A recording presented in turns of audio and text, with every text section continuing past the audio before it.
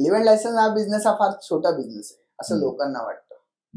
आणि जे लोक काम करतात ते आठवड्यात 2-3 अग्रीमेंट केले, 4-5 हजार रुपये मिळाले, बस झाले, ह्या टाईपचे लोक आहेत. त्यांच्याकडे काय असं विजन नाही की आपण हा बिझनेस एक चांगल्या स्केलला नेऊ. पण माझं असं म्हणणं आहे की गाईची कॅपॅसिटी 10 लिटर दूध देण्याची आहे. तुम्ही 1 लिटर दूध काढू नका, पूर्ण 10 लिटर काढा. बरोबर. आता दुबईमध्ये उदाहरण घ्या की मला युएस मध्ये सर्व्हिस द्यायची, तर माझ्याकडे तर माझ्याकडे मी इथून युएस मध्ये माणूस पाठवायला त्याला खर्च किती लागेल? खूप जाईल. बरोबर. तर ते इम्पॉसिबल गोष्ट आहे. आपल्याकडे तिकडची लोकल माणसं आहेत. आता ती लोक पार्ट टाइम काम करतात. ओके. फ्रीलान्सर्स असतात, ते पार्ट टाइम काम करतात. ते माझ्यासारख्या 50 वेंडरच्या संपर्कात असतात. बिझनेस म्हणजे कसं आहे, सापशिडीचा खेळ आहे. आता तुम्हाला कधी शिडी लागणार, तुम्ही वर जाणार, मध्येच तुम्ही थोडे पुढे जाता लगेच सापाचं तोंड येतं, लगेच खाली येत, हे चालूच राहणार. आपल्याला फक्त फासे टाकत राहायचे सापशिडीचे. आपल्या हातात फक्त कृती करणे. सर, मला माहिती नाही की माझं उद्याचं आयुष्य कसं असणार आहे, मला हे माहिती की मला आता काय कृती केली पाहिजे, आणि तेवढंच माझ्या हातात आहे. नमस्कार. क्रिएटिव्ह लाईन्स प्रोडक्शन्स निर्मित मराठी उद्योजकांचा पॉडकास्ट स्वराज्य उद्योजकांचं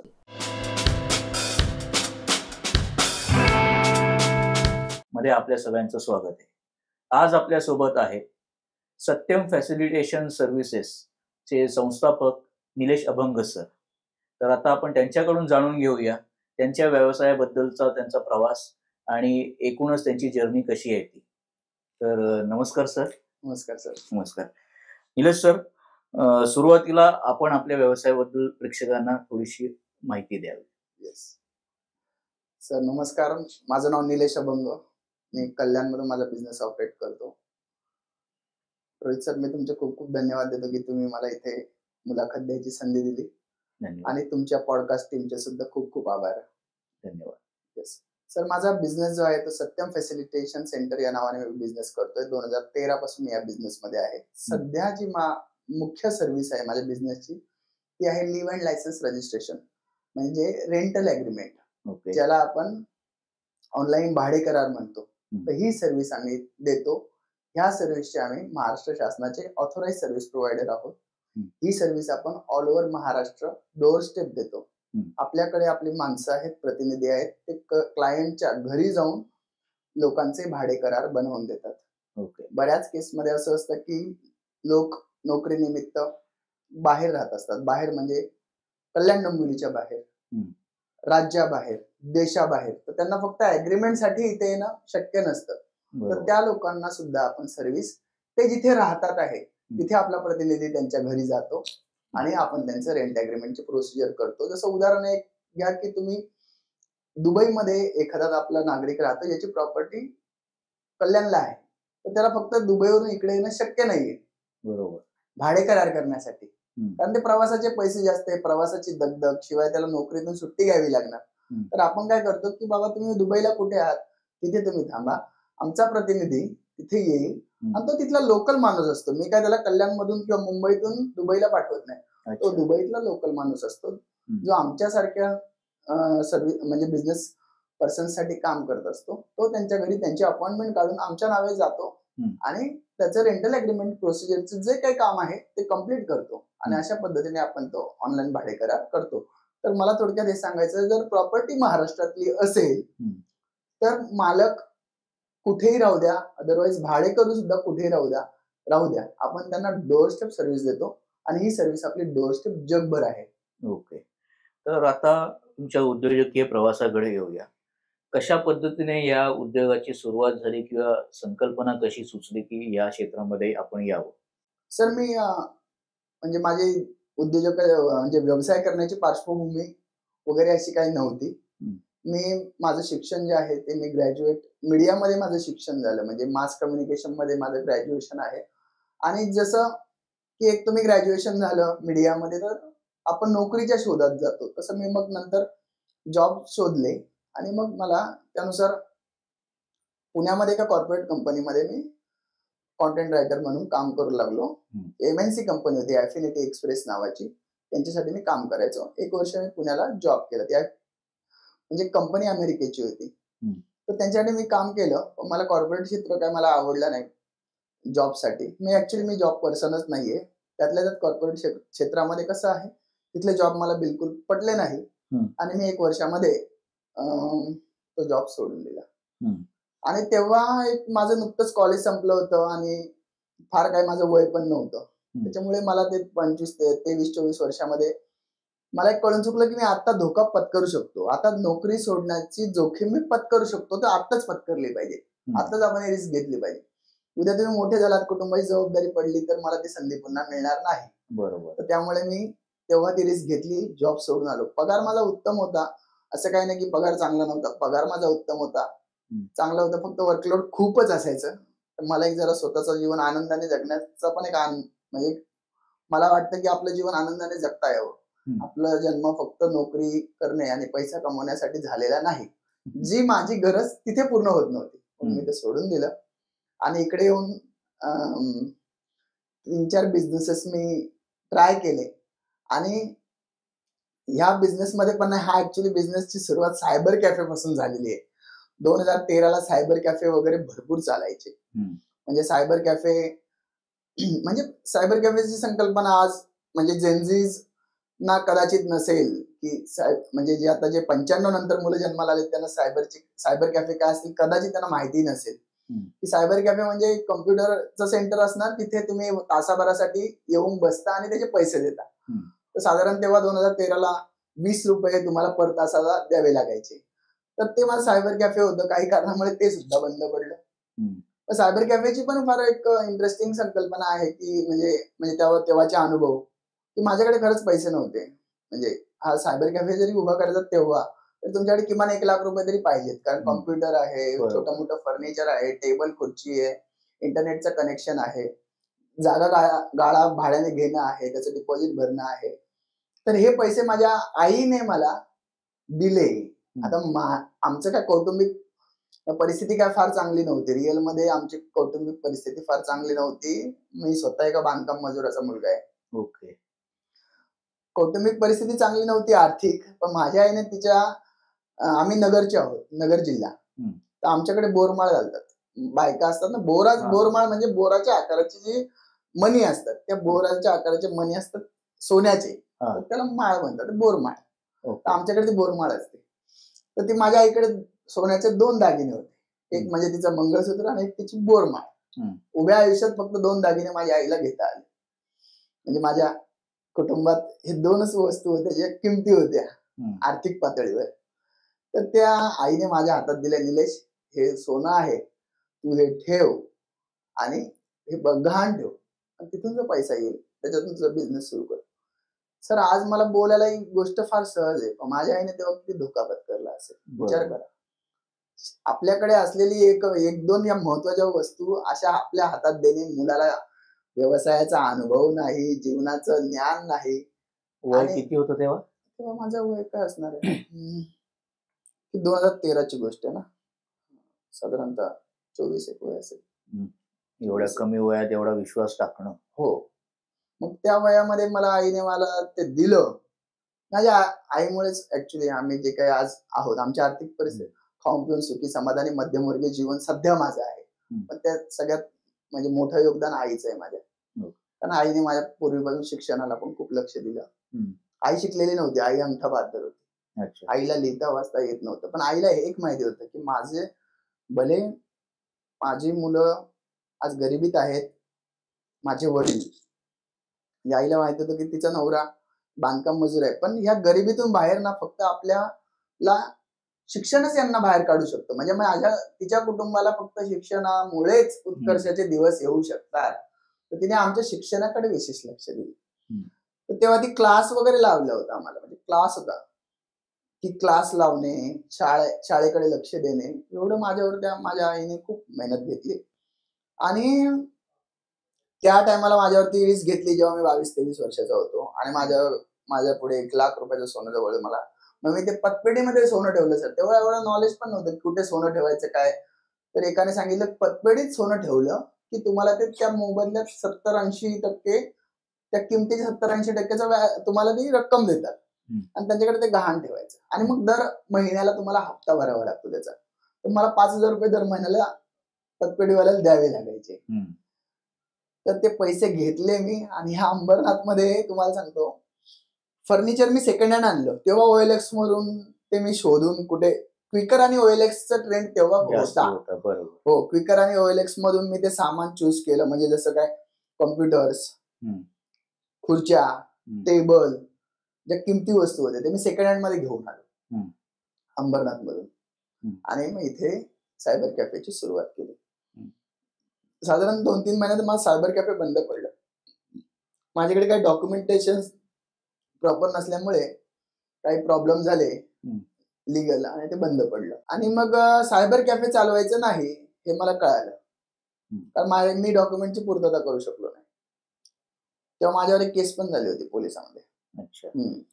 पोलिसांनी मग पोलीस मला बोलले की तू सायबर कॅफे चालवू नको. म्हणजे काय की बाहेरून लोक येऊन तुझ्या कॅफे मध्ये बसता कामा नये. तुला काय करायचं असेल तर तू या ऑफिस मध्ये करू शकतो. म्हणजे काय करू शकतो, तर माझ्यासमोर एक आधारचं सेंटर होतं. तू त्या आधारवाल्यांना प्रिंटआउट काढून दे, ग्राहकांना झेरॉक्स करून दे, लॅमिनेशन करून दे, डॉक्युमेंट स्कॅन करून दे आणि याच्यातून काय पैसा मिळेल तर तू चालव. मग बाहेरचा माणूस तुझ्या इथे बसून काम करता कामा नये. अशी पोलिसांनी मला एक तुला एक अट टाकली म्हणा, किंवा बाबा तुला बिझनेस करायचा तू ह्या पद्धतीने कर, बाहेरचा माणूस आला तर आम्ही कारवाई करणार. अट म्हणण्यापेक्षा मार्गदर्शन. मार्गदर्शन केलं आणि मग आपण ते त्या पद्धतीने ठीक आहे म्हटलं. माझ्याकडे काय पर्याय नव्हता, मी राजी झालो. पण माझं नशीब खूप चांगलं असेल कदाचित. तर तेव्हाच ना 2013लाच हे रिक्षा जे ऑटो परमिटचे लायसन्स निघाले, जे खूप वर्षांनी महाराष्ट्रामध्ये ऑटो परमिटचे लायसन्स देण्याची प्रक्रिया सुरू झाली होती. तर त्या ऑटो परमिटच्या लायसन्स मध्ये मी इतक्या रिक्षावाल्यांचे फॉर्म भरले. मी अक्षरशः माझ्या कॉलेजमधल्या मित्रांना बोलवलं फॉर्म भरायला आणि साधारण महिनाभर तो कार्यक्रम चालला. म्हणजे मी एकटा जिथे काम करतो तिथे माझे 3-4 मित्र येऊन रोज फॉर्म भरायचे आणि खूप सारे पैसे जमा व्हायचे. म्हणजे संध्याकाळी जाताना भरपूर कॅश असायची. आता सारखं गुगल पे वगैरे नव्हतं ना तेव्हा, तर भरपूर कॅश असायची. मी महिन्याभरात खूप चांगला पैसा कमवला. फॉर्म भरून द्यायचे आणि माझ्याकडे तुम्हाला सांगतो अशा माझ्या शॉप समोर असे 100 रिक्षा लागायचे. 100. मी काय हो तू सत्यमवाले के पास जाके त्या सत्यमवाल्याकडे जा, तुझं काम होऊन जाईल. आणि ते रिक्षा एका मागून एक असं मी तिथे माझ्यात एक सेपरेट स्टँड उभं झालं होतं. आणि तो माझ्या बिझनेस मधला टर्निंग पॉइंट की माझ्याकडे भांडवल खेळायला लागलं. भांडवल खेळायला लागलं आणि त्यानंतर मग मी एक बिझनेस आयडिया आहे. नंतर छोटंच एक मी ई सेवा केंद्राचे लायसन्स घेतले. नंतर मी आधार सेंटर्स चालवले. आधार सेंटर्स मी लोकांना द्यायचो. मी मग नंतर बिझनेस मी असा ग्रो केला. आणि लिव्ह अँड लायसन्स बिझनेस मध्ये तेव्हा कसं माझ्या ऑफिसमध्ये एक जण आला आणि तो प्रिंटआउट काढायला आला होता. तर तो लिव्ह अँड लायसन्सची प्रिंटआउट होती. तर माझ्या स्टाफने त्याला लिव्ह अँड लायसन्सची प्रिंटआउट त्याच्या हातात दिली. तर मी म्हटलं की काय बघू रे, लिव्ह अँड लायसन्स आहे म्हणजे काय, तर म्हटलं ऑनलाईन भाडे करा. बरं कसा केला, म्हणजे असा केला. कुठून केला, म्हटलं इथून केलं. त्याने मला माहिती सांगितली, मला करता येईल का. त्याने मला ABC माहिती सांगितली. पण मला एक सवय सर, मला हे म्हटलं की ऍपल कळतं. मी काहीच बोललो नाही, गप्प बसलो. आणि मी त्याची दुसऱ्या दिवशी सगळी माहिती मिळवली. आणि तिसऱ्या दिवशी मी एका मित्राचं गायडन्स घेतलं आणि 8च दिवसात तो बिझनेस सुरू करून टाकला. लिव्ह अँड लायसन्स रजिस्ट्रेशन 2016ला. आणि तेव्हा काय लिव्ह अँड लायसन्स रजिस्ट्रेशनचं कसं होतं की ही सर्व्हिस ज्याला घ्यायची, ज्या कस्टमरला घ्यायची, तो जो सर्व्हिस देतो त्याच्या ऑफिसमध्ये जाऊन ते काम करावं लागायचं. म्हणजे काय, मालक, भाडेकरू, 2 विटनेस अशा चौघांना जाऊन त्या दुकानात जाऊन त्या ऑफिसमध्ये जायचंय आणि तुमचा भाडेकरा रजिस्टर करायचा. मी म्हटलो की तुम्हाला यायची गरज नाही, मी स्वतः येईल किंवा माझी माणसं येतील. आणि मी ही सर्व्हिस डोर स्टेप केली. कल्याणमध्ये कल्याण का डोंबिवलीत सुद्धा 2016ला leave and licence registration rental अग्रीमेंटची सर्व्हिस कोणीही डोर स्टेप देत नव्हतं. तेव्हा मी ती सर्व्हिस सुरू केली आणि मला भरघोस प्रतिसाद मिळाला, खूप सारा प्रतिसाद मिळाला. म्हणजे दिवसभर मी माझा स्टाफ नुसते बिझी असायचं लोकांचे अग्रीमेंट करण्यामध्ये. माझ्याकडे अक्षरशः शेड्यूल लागायचं दिवसभरात एवढे. तर 13 15 20 अग्रीमेंट आम्ही तेव्हा करायचो. आणि मग तो एक मोठा मला एक बिझनेस मध्ये माझ्या लाईफ मधला तो टर्निंग पॉइंट राहिला. त्यानंतर माझं जीवन भरपूर बदललं आणि माझा बिझनेस सातत्याने वाढत राहिला. म्हणजे 2013ला तुम्ही प्रत्यक्षात उतरलात, त्याच्यानंतर 16ला टर्निंग पॉइंट आला आणि लिव्ह अँड लायसन मध्ये उतरलाय. मग ह्या सगळ्यामध्ये तुम्हाला शिकायला किंवा अडॉप्ट करायला किती वेळ गेला? शिकायला अडॉप्ट करायला काय फार वेळ नाही गेला. एकदा मला समजलं ना सर, की हे असं असं करायचंय, ते मी करतो. एक सर्व्हिस आहे जी मला आता लोकांपर्यंत पोहोचवायची. मी मीडियाचा स्टुडंट आहे, त्याच्यामुळे मला माहिती आहे की सर्व्हिस कशी लोकांपर्यंत पोहोचवायची.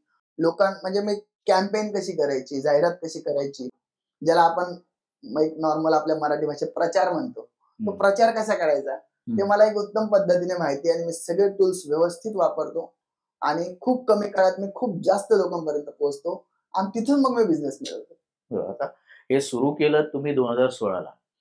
त्यावेळेला काही सोशल मीडिया एवढं फॉर्मला नव्हतं. खरी गोष्ट आहे. मग तेव्हा तुम्ही स्वतःच्या व्यवसायाला मार्केट कसं केलं? तेव्हा खरी गोष्ट आहे सर, तुम्ही ऍब्सोल्यूट ओळखलं की आत्ताच माझं मार्केटिंग हे सगळं जवळजवळ सोशल मीडियावरून आहे. तेव्हा नव्हतं. तेव्हा ना मी सर एक ब्रोशर्स, पॅम्फलेट्स आणि ना स्टँडीज बनवायचो. माझं ऑफिस तेव्हा रोड टच होतं आणि खूप लोकांची वर्दळ राहायची. तर मी कोणती नवीन सर्व्हिस आणली की पहिले स्टँडीज बनवायचं. कोणतीही सर्व्हिस आणली की स्टँडीज बनवायचं आणि त्या तिथून तो बिझनेस मग मी आणि लोक येता जाता पाहायचे. आणि मी मुद्दाम स्टँडीज ना इतक्या वेगळ्या पद्धतीने बनवायचं ना की लोकांना ते अट्रॅक्ट होईल. म्हणजे ते इमेज पाहूनच लोक असे अरे काहीतरी वेगळं आहे, बघू काय, अरे अच्छा हे का, इतकं मी ते अट्रॅक्टिव्ह पद्धतीने बनवायचं. त्यासाठी खूप मी वेगवेगळ्या पद्धतीने लोकांना अट्रॅक्ट करण्यासाठी त्याचं डिझाईन बनवायचं आणि ह्याच पद्धतीने मी बिझनेस मिळवला. दुसरं मला नेहमी असं वाटतं ना की सर मी जी काय सर्व्हिस देतोय ना, तर ती सर्व्हिस माझे जे काही ग्राहक आहेत त्यांना खूप चांगली सर्व्हिस देणार. तर मी दुसरी सर्व्हिस आणली ना ते माझ्यावर विश्वास ठेवतात. मी दुसरी सर्व्हिस आणली ना ते आणखी 10 लोकांना सांगतात आणि हेच ग्राहक मग मला मल्टिप्लिकेशन मध्ये भेटतात आणि इथूनच माझा बिझनेस डेव्हलप होतो. मग आता जेव्हा तुम्ही ही गॅप ओळखली की बाबा कोणी डोर टू स्टेप तुम्हाला हे द्यायला नाहीये, हे कधी लक्षात आलं तुमच्या की या सेक्टरमध्ये, या सर्व्हिस मध्ये हे गॅप आहे? ही जी सर्व्हिस आहे ती तुम्ही लॅपटॉप वरून देऊ शकता. म्हणजे तुम्हाला कॉम्प्युटर तर तुम्ही इकडून तिकडे नेऊ शकत नाही, पण लॅपटॉप नेऊ शकतो. इंटरनेटची फॅसिलिटी तेव्हा सुद्धा सुरू झाली होती. त्यांनी चांगली इंटरनेट फॅसिलिटी पाहिजे. डोंगल असायचे 2016ला, डोंगल असायचे. मी ते डोंगल वगैरे सगळे आणले. रिलायन्सचे मिळायचे तेव्हा, बोल्ड असा ठोकळा राहायचा. ते डोंगल वगैरे आणले. सर्व्हिस डोर स्टेप जे एक्झिस्टिंग बिझनेस मध्ये होते ती कोण होते, तर ते स्टॅम्प वेंडर्स होते. तेही सर्व्हिस द्यायचे. किंवा जे एजंट होते तेही सर्व्हिस द्यायचे. कोणते एजंट? जे लिगल डॉक्युमेंट बनवणारे एजंट्स किंवा ऍडव्होकेट्स. तर यांना एक सवय लागलेली आहे वर्षानुवर्ष की भाई समोरची क्लायंट्स माझ्या दारात येतात आणि मग मी त्यांना सर्व्हिस देईल. मी थोडस म्हटलं की आता हे कोणच डोरस्टेप सर्व्हिस देणार नाहीये. बघा वर्षानुवर्ष ते त्या पद्धतीने काम करतायत. आपल्या ऑफिसमध्ये बसून काम करणं राजाचं काम आहे. ते कोण सोडणार नाही. हे राजे पण कोण सोडणार. पण मी अंग झटकलं कारण मला माहित होतं आता इथं पैसा आहे, आपण या पद्धतीने जायला पाहिजे. आणि मी गेलो सर, कोणीही तेव्हा डोर स्टेप सर्व्हिस देत नव्हतं. तो मी द्यायला लागलो आणि कस्टमरचा अक्षरशः पाऊस पडला. असं बऱ्याच वेळा होत नाही. तुम्ही एखादा बिझनेस सुरू केला आणि 8-10 दिवसात तुमच्याकडे कस्टमरचा इतका ओघ आहे की तुम्ही स्वतः हैराण होऊन जाता. हे होत नाही. हे कधीच होत नाही. म्हणजे फार ते रेअरली होतं. पण आपल्याला तो लूपहोल ओळखता आला की इथे काहीतरी आपल्याला जागा आहे जिथे आपल्याला आपली म्हणजे आपलं स्थान भक्कम करता येईल. तर मी ओळखलं. डोर स्टेप दिलं ना आपल्याकडे कस्टमर येणार आणि ते आले. तर त्या टायमाला मी राईट टाइमला हजर पण होतो ना. तो बिझनेस तेव्हाच ती सर्व्हिस ऑनलाईन झाली होती. त्याआधी ती सर्व्हिस ऑफलाईन होती. ऑफलाईन म्हणजे काय की सब रजिस्ट्रार ऑफिसला जाऊन मालक, भाडेकरू, 2 विटनेस सब रजिस्ट्रार ऑफिसला जाणार आणि ते डॉक्युमेंट रजिस्टर करणार, अशी सर्व्हिस होती ती. गव्हर्नमेंटने ती सर्व्हिस ऑनलाईन केली तेव्हाच मी त्या सर्व्हिसशी इंट्रोड्यूस झालो. संपला विषय. म्हणजे मी किती हुशार असलो तरी परिस्थिती माझ्या फेवर मध्ये नसेल तर मी काही करू शकतो. ती परिस्थिती माझ्या फेवर मध्ये होती म्हणून मला त्याचा खूप उपयोग झाला. तुम्ही हे टायमिंग वगैरे पकडलं आणि परिस्थिती पण जसं तुम्ही म्हणालात तुमच्या फेवर मध्ये होती. पण मग तुम्हाला कधी असं समोरून चॅलेंज वगैरे उभं राहिलं नाही की अरे हा आत्ता मागून आलाय आणि ही सर्व्हिस फक्त हे एक ऍड ऑन दिलंय आणि आता तो पुढे जातोय, तर मग आपण पण आता याच्या कॉम्पिटिशन मध्ये उतरलं पाहिजे, असं कधी स्पर्धक उभे राहिले नाही? सुरुवातीला 3 वर्षात नाही राहिले, कारण जे ह्या सर्व्हिस सेक्टर मध्ये होते ते आणखी वेगवेगळ्या सर्व्हिस द्यायचे, त्यामुळे त्यांचं भागत होतं की ते काय फक्त ह्या सर्व्हिसवर अवलंबून नव्हते. ओके. त्या 3 वर्षामध्ये तुम्ही कुठपर्यंत तुमचे हातपाय पसरले होते? तर तसं बघितलं गेलं तर आज माझा बिझनेस बऱ्यापैकी मोठा आहे. तेव्हा नव्हता असं म्हणू शकेल मी, पण तरी सुद्धा मी कल्याण डोंबिवली पूर्ण कॅप्चर केलं होतं. कल्याण डोंबिवलीत माझंच काम चालायचं. ओके. आज मी जगभर काम करतोय, हा डिफरन्स आहे. पण हा डिफरन्स का शक्य झाला? तर इंटरनेट खूप वास्ट लेवलला वाढलं 2016 नंतर. म्हणजे समजा तुम्ही एक कोविड नंतर तर तो पूर्ण चेहरा मोहराच बदलून गेला बिझनेस. बरोबर. म्हणजे त्यानंतर तो अगदी आणखी नेक्स्ट लेवलला गेला. इंटरनेटची फॅसिलिटी सॉलिड लेवलला उपलब्ध झाल्यामुळे काय झालं की मला जगभर जाता आलं. तर तेव्हा मग कल्याण डोंबिवली एक मोठं मार्केट आहे आणि कल्याण डोंबिवलीत जर तुम्ही तुमचा बिझनेस मिळवतात, तुम्ही एक चांगलं लाईफ जगू शकता, एक उत्तम तुम्ही एक अर्निंग करू शकता. तर त्या काळात पण मी आय वॉज डुईंग गुड, मी चांगला बिझनेस करत होतो. फक्त आज फरक आहे की आज इंटरनेटमुळे बिझनेसचा कॅनव्हास वाढलेला आहे आणि तुम्ही जास्तीत जास्त लोकांपर्यंत पोहोचू शकता. आणि माझ्याकडे आज ती कॅपॅबिलिटी आहे, कॅपॅसिटी आहे की मी जगभर सर्व्हिस देऊ शकतो, ती जी तेव्हा नव्हती. म्हणजे मार्केट माझ्याकडे आज ती कॅपॅसिटी डेव्हलप झाली. आज म्हणजे साधारणतः 2020 नंतर माझ्याकडे ती कॅपॅसिटी मी म्हणजे डेव्हलप झाली. 20 नंतर मी पूर्णपणे कॅपेबल झालो की मी जगभर कुठेही सर्व्हिस देऊ शकतो. जेव्हा तुम्ही ऑनलाईन प्रेझेन्स तुमचा वाढवला सोशल मीडिया थ्रू, तुम्ही जे सांगत होतात मगाशी, सोशल मीडियाचा वापर तुम्हाला करणं सोपं गेलं सुरुवातीच्या दिवसांमध्ये? तर ते कसं गेलं आणि त्यातली कॉपीरायटिंगचा तर तुम्ही जॉब करतच होतात, तर तुम्हाला कसं हे क्लिक झालं की हे पुढचं माध्यम आहे मार्केटिंगचं प्रभावी आणि याच्यावरती आपण शिफ्ट व्हायला पाहिजे? तुम्हाला मी तेच सांगतो सर की मी एक मीडियाचा स्टुडंट आहे, त्याच्यामुळे मला एक बेसिक कळतं की आपल्याला आता काय केलं पाहिजे. वातावरणात मला जाणवतं की आता ही दिशा कुठे चालली आहे, आता वारं कुठल्या दिशेने वाहतंय याचा मला अंदाज येतो. मग सोशल मीडिया वापरण्याचं कारण मी फार वापरत नव्हतो.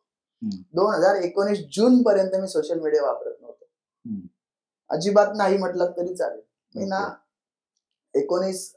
18 जानेवारीला मला एक आजार झाला आणि त्याच्यामध्ये माझं ते दीर्घकाळ आजार पण चाललं आणि मग मी 6 महिन्यांनी घरी आलो. म्हणजे 6 महिन्यांनी माझा डिस्चार्ज झाला आणि मी तेव्हा सुद्धा बेड रिडन होतो. तेव्हापर्यंत माझे हात वर्क करू लागले होते, कारण त्या आजारपणात मी पूर्ण नेक टू बॉटम पॅरालाइज झालो होतो. पण 6 महिन्यात माझी रिकव्हरी म्हणजे माझे हात आणि बोटही वर्क करू लागली होती. म्हणजे आता मी माझा मोबाईल धरू शकत होतो. आणि दिवसभर काय करायचं, ते फेसबुकवर मी लेखन करायचं. टाइमपास, माझं टाइमपासचं साधन होतं फेसबुक. मी दिवसभर फेसबुकवर 3-4 पोस्ट लिहिल्या की त्या पोस्ट लिहायच्या आणि त्याला लाईक किती आले ते बघायचे, कोणी कमेंट केली का त्याला उत्तर द्यायचं आणि याच्यात माझा असा दिवस बेडवर निघून जायचा. मी लिहित राहिलो माझ्या मनात जे आहे ते, मी जे जीवन जगलोय ते, माझे जे अनुभव आहेत ते, मी जे वाचन केलंय, मला जी लोक आयुष्यात भेटली, मी लिहित राहिलो. साधारणतः मी 3-1 वर्ष मी सातत्याने लिहिलं आणि त्याच्यामुळे लोकांना वाटलं की हा लिहितो, चला याचं वाचूया. म्हणजे माझा एक वाचक वर्ग तयार झाला. पण मला काही लोकांना सर कमेंट करायची की काय काम धंदे कर. म्हणजे मी बेडवर असण्याचा काळ, त्यानंतर घरी आल्यानंतर फक्त 6 महिने होता.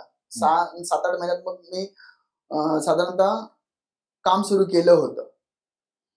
म्हणजे हॉस्पिटलमध्ये 6 महिने आणि घरी असताना 3-3.5 महिन्याचा माझा तो बेड रिडन पिरियड होता. आणि त्याच्यानंतर वर्षभरात मी काम करण्यासाठी पूर्णतः सक्षम झालो. बाईक वगैरे चालवतो, क्लायंटच्या घरी जातो मी स्वतः. आणि तो बिझनेस आम्ही शून्यातून उभा केला. परत मी एवढा आजारी पडल्यानंतर बिझनेस पण झोपला. मला माझं ऑफिस बंद करायला लागलं. माझं बिझनेस मी अचानक संध्याकाळी 4 वाजता एक अग्रीमेंट केले आणि 9 वाजता मी जेवण केले. पहाटे 3:30 वाजता मी उठता येत नाही. 4 वाजता मला हॉस्पिटलला नेलंय. 4:30 ला मी व्हेंटिलेटरवर गेलोय. 19 जानेवारी 2019. 31 मेला 30 मेला मी व्हेंटिलेटरवरून निघालोय. मग त्या मोठ्या 5 महिन्याच्या काळात हा बिझनेस कुठे होता? मग तो बिझनेस माझ्या बहिणीने सांभाळला. ऑफिस तिने रिकामं केलं, स्टाफ तिने कमी म्हणजे बंदच केला. ती स्वतःही काम करू लागली आणि त्या काळामध्ये तिने बिझनेस जिवंत ठेवला. तिने सर्व्हिस दिली आणि तो बिझनेस माझा स्थिर राहिला, जिवंत राहिला. आम्हाला इन्कमचं एक सातत्य तिथून राहिलं. मी तर बेशुद्धच होतो, तर माझा काही विषयच नव्हता. म्हणजे बिझनेस माझ्या बहिणीने हा सगळा बिझनेस त्या काळामध्ये सांभाळला. तो जवळजवळ 2 वर्ष तिने सांभाळला सर. फुल टाइम 2 वर्ष तिने तो बिझनेस सांभाळला, जिवंत ठेवला. आणि जेव्हा मी बरा झालो, तो पुन्हा मला आयता जसा तसा बिझनेस माझ्या समोर होता. म्हणजे तो बंद नाही झाला. आणि पुन्हा मग मी ती ग्रीप घेतली माझ्या पद्धतीने आणि आम्ही दोघं बहीण भावांनी तो बिझनेस मग आणखी नेक्स्ट लेवलला नेला. तुम्ही आजाराचा उल्लेख केला, असा कोणता आजार असा झाला होता की एवढं तुम्हाला सफर करावं लागलं? मला GBS नावाचा आजार झाला होता, गुलियन बॅरे सिंड्रोम. ओके. हा, या आजारामध्ये तुमच्या शरीराचे जे स्नायू असतात ते निकामी होतात. हा तुमचा हात आहे, हात असा होतोय म्हणजे हालचाल होते. तुमच्या या हाताचे किंवा बोटाचे स्नायू काम करतात म्हणून तुमचा हात असा होतोय. बरोबर. हे स्नायू काम करणं बंद केलं तो हात असाच राहणार. मी हात होल्ड नाही करू शकत. तो हाताचे स्नायू संपले. माझ्या अख्ख्या शरीराचे मानेपासून पूर्ण शरीर माझं पॅरलाइज आहे. Both side paralyse. दोन्ही हात, दोन्ही पाय, पूर्ण ऍब्डोमेन, इंटरनल बॉडी सुद्धा पॅरलाइज होते. म्हणजे स्टमक पण, जठर ज्याला आपण बोलतो, आणि फुफ्फुस, लंग्स. म्हणून मी 4 महिने 16 दिवस व्हेंटिलेटरवर होतो. व्हेंटिलेटरवर? हा, मी व्हेंटिलेटर होतो 4 महिने 16 दिवस. गुलियन बॅरे सिंड्रोम मध्ये ऑटो इम्युन डिसीज आहे. तुमच्या शरीराच्या संरक्षक पेशी ज्यांनी तुमचं संरक्षण केलं पाहिजे विविध बॅक्टेरियांपासून, त्यात तुमच्यावर अटॅक करतात. अरे बापरे. हा, म्हणजे जसं बिल्डिंगचा वॉचमॅन आहे, त्याला ठेवले कशाला की बाबा तू लोकांचं संरक्षण कर, बिल्डिंग मध्ये राहणाऱ्या लोकांचं, तर तोच तुमच्या घरात चोरी करतो. तर तसा तो ऑटो इम्युन डिसीज आहे. संरक्षक पेशीच तुमच्यावर हल्ला करतात आणि तुमची बॉडी निकामी करतात. बॉडी निकामी करतात म्हणजे काय की शरीरातल्या तुमच्या पेशी स्नायू संपवतात. तर असा मला आजार झाला. माझं टोटल आजार पण 5.5 महिने जवळजवळ चाललं. पैकी 5 महिने मी ICU मध्ये होतो. घरी आल्यानंतर सुद्धा बेडरिडन होतो. 8 महिने मग मला नाकातून अन्न मिळालं. ज्याला आपण नाकात जो पाईप टाकतात त्याला राईस ट्यूब म्हणतात. त्या राईस ट्यूब मधून तुम्हाला अन्न दिलं जातं. अन्न म्हणजे काय? भाताची पेज आणि दूध, हेच तुमचं अन्न. दिवसातून 6 वेळा, दर 4 तासांच्या फरकाने तुम्हाला 400 ml फूड दिलं जातं. 400 ml. तसं मी 8 महिने मी तोंडाने काही घेतलेलं नाही. 8 महिने मी तोंडाने काही खाल्लेलं नाही, पिलेलं नाही. जे काय ते नाकातूनच जाणार. आपल्याला चव बिव काही कळत नाही. आणि मग पॅरलाइज होतो. घरी आलो. मी सुदैवाने वाचलो. या आजारामध्ये बरे होण्याचे चान्सेस किती टक्के असतात? 100%. 100%. वाचलात तर बरे होणार. ओके. म्हणजे जो व्हेंटिलेटरवर गेलाय तरी त्याचा जीव गेला नाही तर तो बरा होणार. अच्छा. माझ्याकडे बघून सांगू तर तुम्हाला कळतच असेल ना. तर मी एवढा सिव्हिअर लेवलला आजारी होतो. मी बरा कसा आहे? आज तुम्ही तर पाहताय, मी तुमच्यापर्यंत आलोय. मी कल्याणवरून आलोय. मी सगळं महाराष्ट्रभर फिरतो आज. ना मला काय, तुम्हाला कळलं असेल की माझ्यामध्ये काही 0 डिफेक्ट आहे. बरोबर. जेव्हा तुम्ही आजारी पडलात तेव्हा बिझनेसचा स्केल काय होता? आपलं चांगलं म्हणजे मार्केटमध्ये स्थान होतं आणि एक उत्तम लेवलला आपलं पेनिट्रेशन होतं. चांगले कस्टमर्स होते आपल्याकडे. पण अचानक एक दिवशी आजारी पडले ना, त्याच्यामुळे पूर्वतयारी काय नाही किंवा तू नाही तर बिझनेस आता कसा हँडल करायचा वगैरे, त्याची पूर्वतयारी काय नव्हती. पण तो अचानक ती जबाबदारी माझ्या बहिणीच्या खांद्यावर आली. तिने यशस्वीपणे, समर्थपणे पेलवली. आणि त्यामुळे मला आज जे काही आनंदाचे दिवस आहेत ते माझ्या बहिणीचे, बिझनेस मधले जे काही आनंदाचे दिवस आहेत जीवनातले पण, ते माझ्या बहिणीचं मोठं योगदान आहे त्यासाठी. सोनाली अभंग तिचं नाव आहे. अच्छा. धाकटी बहीण आहे माझी. ओके. त्यावेळेला ती जॉब वगैरे करत होती का कॉलेजमध्ये वगैरे होती? काय तिची काय परिस्थिती होती त्यावेळेला? त्यावेळेला तिचं कॉलेज संपलं होतं. ती माझ्याच ऑफिसमध्ये काम करायची. पण एक संध्याकाळी 2-3 तासापुरती माझ्या ऑफिसमध्ये यायची ती आणि दिवसभराचं जे काही कलेक्शन असेल ते घेऊन जायची घरी. एवढंच तिची जबाबदारी होती. आणि ती कलेक्शन म्हणजे आमच्या आईकडे सगळे ते पैसे दिले जायचे बिझनेसचे. हे मला जेवढे खर्चायला लागतील ते पण मला आईकडून घ्यायचे, बहिणीला लागतील ते पण आईकडून घ्यायचे. पण ती फक्त एवढं कलेक्शन ऑफिसमध्ये काम करायची ती, पण 2-3 तास दिवसभराचा जो काही हिशोब वगैरे सगळं पाहणार मी. कॉलेजवरून आल्यानंतर माझं काम जरा असं ना, मला फिरायला आवडतं. म्हणजे मार्केटमध्ये फिरूनच बिझनेस आणणार. मी ऑफिसमध्ये बसून काम नाही करत. मी थोडासा सर, मी बिझनेस मध्ये कसं आहे, मी ऑपरेशन वाला माणूस नाहीये, मी सेल्स वाला माणूस आहे. मला धंदा आणता येतो. मला माहित आहे की धंदा आणल्यानंतर ऑपरेशन वाला जो आहे तर त्याच्याकडे काम द्यायचं. मला एक कळतं की एक चांगली ट्रेनिंग दिल्यानंतर ऑपरेशन वाल्याला काम करायला काही चॅलेंज नसतो फार, पण मार्केटमध्ये धंदा आणणं मोठी चॅलेंजिंग गोष्ट आहे. ती मला जमते आणि ती मला खूप उत्तम जमते. हे मी अभिमानाने नाही सांगत, की मला माहिती आहे माझ्या काही प्लस पॉइंट्स आहेत किंवा माझे काय म्हणजे स्ट्रॉंग पॉइंट्स काय आहेत, तर मला बिझनेस आणता येतो. तर तो मी बाहेरच फिरत राहणार सर. मी कधी केबिन मध्ये बसून काम नाही करणार. मी आज पण सांगतो, मी लॅपटॉप समोर बसून काम नाही करणार. म्हणजे आता कॉम्प्युटर बसलाय, हे अग्रीमेंट करतोय, ते मी फार रेअरली काम करतो. मी फक्त बाहेर फिरत राहतो आणि कुठून कुठून आपले म्हणतात ना, आपल्या हिस्से की रोटी कहा कहा रखी आहे ती पाहायची आणि ती गोळा करत राहायची. म्हणजे काम आणायचं, ऑफिसमध्ये द्यायचं, मग ते बरोबर सगळे पुढे ऑपरेशन मार्गी लागतात. आता हे लिव्ह इन लायसन्सचा जो व्यवसाय आहे तो तसा बघायला गेला तर एका एरिया पुरताच मर्यादित असं समजला जातो आणि प्रत्येक एरियामध्ये तसे आहेत. पण तुमच्याकडे एक वैशिष्ट्य असं आहे की तुमच्याकडे फॉरेन क्लायंट सुद्धा आहेत. हो. ते कसे काय आले? लिव्ह इन लायसन्स हा बिझनेस हा फार छोटा बिझनेस आहे असं लोकांना वाटतं. आणि जे लोक काम करतात ते आठवड्यात 2-3 अग्रीमेंट केले, 4-5 हजार रुपये मिळाले, बस झाले, ह्या टाईपचे लोक आहेत. त्यांच्याकडे काय असं विजन नाही की आपण हा बिझनेस एक चांगल्या स्केलला नेऊ. पण माझं असं म्हणणं आहे की गाईची कॅपॅसिटी 10 लिटर दूध देण्याची आहे. तुम्ही 1 लिटर दूध काढू नका, पूर्ण 10 लिटर काढा. बरोबर. कारण ती द्यायला तयार आहे. तुमची झोळी फाटकी, हा तुमचा प्रॉब्लेम आहे, गाईचा प्रॉब्लेम नाही. तर बिझनेस पण एक गाय आहे, तिला तिची द्यायची तयारी आहे. तुमची कष्ट करण्याची तयारी आहे का दूध काढण्याची? तर माझी आहे. आता तुम्ही मला प्रश्न आलात की फॉरेनचे कस्टमर्स कसे. मी सोशल मीडियावर लिहितो, बिझनेस बद्दल लिहितो आणि थोडस रॅन्डम थॉट्स नावाने मी हॅशटॅग खाली लिहितो. एक रॅन्डम थॉट्स नावाचा हॅशटॅग मी चालवतो आणि त्याच्यामध्ये मी माझ्या मनातले विचार वगैरे लिहितो. म्हणजे थोडं बऱ्यापैकी सायकोलॉजिकल लेवलला असतं.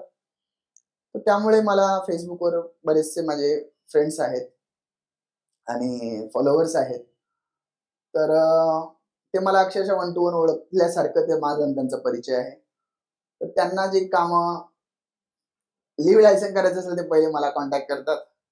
त्यांच्या परिचयातल्या कोणाला करायचं असेल तर ते मला कॉन्टॅक्ट करतात. पहिले त्यांना सांगतात की आमचा एक मित्र आहे निलेश, जो हे काम करतो, तुम्ही त्याला काम द्या. आणि ते देतात सुद्धा. का? तर याने रेफरन्स दिलाय म्हणून द्यायचं. आताच मी सकाळीच तुम्हाला सांगतो, कोल्हापूरवरून एक माझ्याकडे क्लायंट आहे, मी त्यांचं नाव नाही डिस्क्लोज करणार. त्यांनी आजच मला डॉक्युमेंट्स पाठवले. एक दुबई मधले क्लायंट्स आहेत, त्यांनी परवा डॉक्युमेंट पाठवले. मी जर्मनीमध्ये पण लोकांना सर्व्हिसेस दिलेली आहे, US मध्ये दिलेली आहे. मला बरेच तुम्हाला सांगतो, मला अनेक देशांची नावं सुद्धा माहिती नसतात. आणि तो म्हणतो निलेश तू ह्या कंट्रीमध्ये सर्व्हिस देतो का? तो मला ऍड्रेस पाठवतो. क्लायंट जो मला ओळखतो फेसबुकवरून तो पाठवतो. आणि आता त्याला तर मी माझं अज्ञान दाखवणार नाही ना. मी काय करतो, तो इंटरनेटवर जाऊन चेक करतो हा देश कुठे, कुठल्या खंडात आहे. Okay, got it. मग मी त्यांना सगळा थोडासा 5 मिनिटं अभ्यास करून त्यांना सांगतो सर इतके इतके पैसे लागतील, इतकं इतकं काम आहे, इतके इतके पैसे लागतील.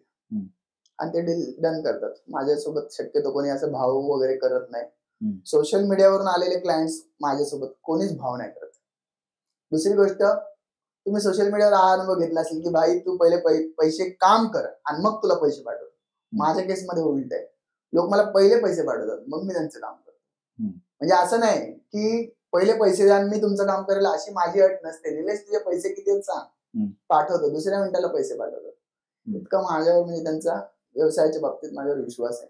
पण इथे असं एक डाऊट येऊ शकतो बघणाऱ्या प्रेक्षकांसाठी, मी हा प्रश्न विचारतोय की तुमचा व्यवसाय जो आहे त्याच्याशी रिलेटेड तुम्ही लिखाण करत नाही. हम्म. मग तरी क्लायंट्स कसे काय जमा होत आहे? कारण युजली असं बघण्यात येतं की एक फेसबुक पेज आहे जो एका व्यवसायाशी रिलेटेड आहे. हा. तिथे फक्त व्यावसायिकच पोस्ट सगळेजण करतात. की माझ्याकडे हा प्रोडक्ट आहे, अमुक आहे, तमुक आहे. हा. तुमच्या याच्यावरती तसं काही नाहीये. तसं काही. तुम्ही म्हणता की तुम्ही सायकोलॉजिकल लिहिता. हा. मग ते कसं काही कनेक्शन होत जातंय? माझी कसं सर, मी ओघाने 15 दिवसांनी एक पोस्ट टाकतो बिझनेस बद्दलची. ओके. एकच पोस्ट टाकतो बिझनेस बद्दलची. हम्म. ती मग 15 दिवसांनी सरासरी असते माझी. हम्म. किंवा कस्टमरचा रिव्ह्यू माझ्याकडे खूप जमलेले असतात. मी पण ते 10-15 दिवसांनी टाकतो. पण ते एकच पोस्ट आहे ना, खूप लोकांपर्यंत पोहोचते आणि त्यांना कळतं की हा निलेश हे काम करतो बरं का, हा बिझनेस करतो, अच्छा हा काम पण करतो, हा इथं नुसता टाइमपास नाही करत. आणि ते लक्षात ठेवतात सर. एकदा तुमच्यावर एकदा लोकांचा विश्वास बसला ना सोशल मीडियावरच्या, की ते तुम्हाला डोळे झाकून काम देतात. म्हणजे माझ्या परिचयातला कस्टमर आहे, समजा मी जिथे एरियात राहतोय तो माझ्यावर विश्वास नाही ठेवणार. माझे सोशल मीडियावरचे क्लायंट्स आहेत ना, फुल विश्वास ठेवतात. मला स्वतःला विश्वास बसत नाही. म्हणजे मला पहिले पैसे पाठवणार आणि मी कधीच टेन्शन घेत नाही त्यांच्या पैशांचं पण, की हा पैसे देईल की नाही वगैरे, बिलकुल नाही. आणि ते सुद्धा मला तो लोड देत नाहीत. तुझे किती पैसे झाले सांग, सर एवढे झाले, गुगल पे नंबर पाठव, पैसे पाठवतो, इतकं रिलेशन आहे. मग आता जेव्हा कल्याण डोंबिवलीचा विषय असेल, डोर टू डोर जेव्हा तुम्हाला सर्व्हिस द्यायची आहे, तेव्हा तर तुमच्याकडे मॅनपॉवर असेलच. जेव्हा परदेशामध्ये तुम्ही ही सर्व्हिस देताय, तेव्हा मग कशा पद्धतीने हे ऑपरेशन चालतं? म्हणजे इकडून माणूस तुम्हाला पाठवावा लागतो की कसं काय? कारण तुम्ही मगाशी म्हणालात की तिकडचा माणूस मी बघतो, मग ते सर्चिंग वगैरे कशा पद्धतीने होतं? आता दुबईमध्ये उदाहरण घ्या की मला युएस मध्ये सर्व्हिस द्यायची, तर माझ्याकडे युएस मधला तर माझ्याकडे मी इथून युएस मध्ये माणूस पाठवायला त्याला खर्च किती लागेल? खूप जाईल. बरोबर. तर ते इम्पॉसिबल गोष्ट आहे. आपल्याकडे तिकडची लोकल माणसं आहेत, यांना हे काम करायचं म्हणा, वेगवेगळ्या देशांमध्ये या क्षेत्राशी. आता ती लोक पार्ट टाइम काम करतात. ओके. फ्रीलान्सर्स असतात ते पार्ट टाइम काम करतात. ते माझ्यासारख्या 50 वेंडरच्या संपर्कात असतात. ओके. तिकडचं काम आलं तर मला सांगा, मी इथे राहते. मग तिकडचं काम माझ्यासारखे इतके अनेक वेंडर्स जे आहेत ते त्यांच्या संपर्कात असतात, माझ्यासारख्यांच्या संपर्कात असतात, आम्ही पण त्यांच्यासारख्यांच्या संपर्कात असतो. सर्कल आहे. तर आम्हाला जर तिकडचं काम आलं की बाबा युएस मधलं काम आलं, तर मला माहिती आहे की युएस मध्ये त्याने मला सांगितले की युएस मध्ये या जिल्ह्यात काम असेल तर मला पाठव, या स्टेटमध्ये काम मला पाठव. ते सगळं बोलणं झालेलं असतं. मग आम्ही लगेच बाबा तू करशील का, त्याने एकदा हो म्हटला, हो मी करेल, त्याला आपण ऍड्रेस शेअर करतो, तू करशील का, तो हो म्हणाला की लगेच मग आपण इकडे क्लायंटला फी सांगायची आणि काम घ्यायचं आणि बायोमेट्रिक आणि फोटोसाठी त्याला नंतर ती डिटेल शेअर करायची. तो मग क्लायंटची अपॉइंटमेंट घेतो आणि त्यांच्या घरी जातो आणि व्हिजिट करतो आणि आपल्याला कळवतो इंटरनेटवर. आता इंटरनेटचा जमाना आहे, सगळं व्हॉट्सअपवर सगळी डिटेल कळवली जाते. शिवाय क्लायंट सुद्धा तुम्हाला कळवतात की बाबा रे तुझा माणूस आला होता, काम झालं, थँक्यू वगैरे. हे तर झालं तुमच्या सर्कलमध्ये जे आहे ते. आता जसं तुम्ही मगाशीच म्हणालात की एखादा देश तुम्हाला सुद्धा माहिती नाही, तिथे मग कसं तुम्ही पोहोचता त्यांच्यापर्यंत?